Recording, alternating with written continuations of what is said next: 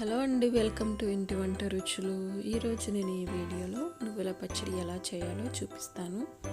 ఈ నువ్వుల పచ్చడి రైస్లో కానీ, చపాతీలో కానీ, ఇడ్లీ దోశలో కానీ బాగుంటుందండి. సో ముందుగా నువ్వుల పచ్చడికి కావలసిన ఇంగ్రీడియంట్స్: ఒక హాఫ్ కప్పు నువ్వులు తీసుకోవాలి.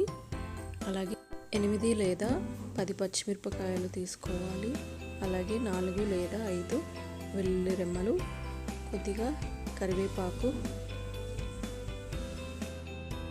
3 లేదా 4 ఎండుమిరపకాయలు, 1 టేబుల్ స్పూన్ శనగపప్పు,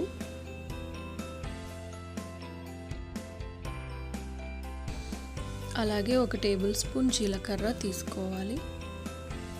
సో ఇప్పుడు స్టవ్ మీద ఒక ప్యాన్ తీసుకొని ప్యాన్ వేడెక్కాక అందులోకి ఒక హాఫ్ కప్పు నువ్వులు,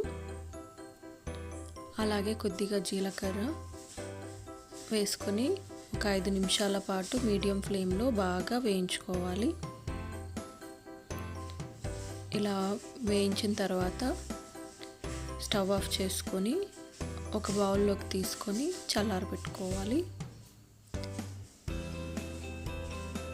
ఇప్పుడు అదే ప్యాన్లో కొద్దిగా ఆయిల్ వేసి పచ్చిమిరపకాయలు వేసుకొని బాగా ఫ్రై చేసుకోవాలి. ఇలా 5 లేదా 8 నిమిషాల పాటు ఫ్రై చేసుకోవాలి మీడియం ఫ్లేమ్లో.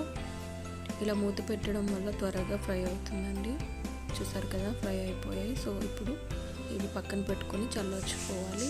ఈలోపు ఒక పోపు గిన్నె తీసుకొని 2 టేబుల్ స్పూన్ల ఆయిల్ వేసుకొని అందులోకి కొద్దిగా జీలకర్ర, కొద్దిగా ఆవాలు, కరివేపాకు, అలాగే ఎండుమిర్చి వేసుకోవాలి.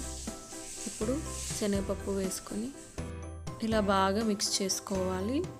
ఇప్పుడు ఒక చిన్న మిక్సీ జార్ తీసుకొని అందులోకి మనం చల్లార్చి పెట్టుకున్న నువ్వులను వేసుకొని రుచికి సరిపడా ఉప్పు, అలాగే వెల్లుల్లి రెమ్మలు, కొద్దిగా వాటర్ యాడ్ చేసుకొని గ్రైండ్ చేసుకోవాలి.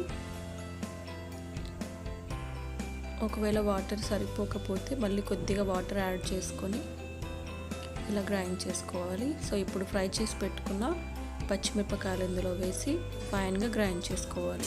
చూసారు కదా చట్నీ కన్సిస్టెన్సీ. ఇప్పుడు మనం పోపు చేసి పెట్టుకున్న తాలింపుని ఇందులో వేసి బాగా మిక్స్ చేసుకోవాలి.